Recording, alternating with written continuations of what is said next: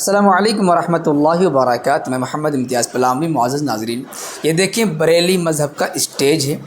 हज़ारों का मजमा होगा तकरीबन, क्योंकि बरेली मज़हब के गाज़ी मिल्लत कहे जाने वाले हाशमी साहब मौजूद हैं।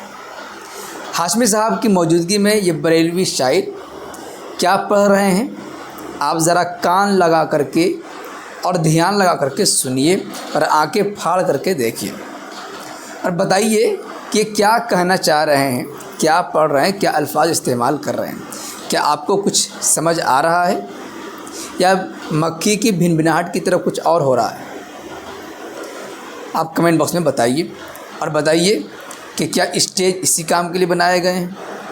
अब स्टेजों पर यही काम रह गया है। अगर कुछ आप कहना चाहेंगे इस्लाही तौर पर तो कमेंट बॉक्स में ज़रूर कहें। शुक्रिया, जज़ाकल्लाह। पहले इस वीडियो को सुन लीजिए।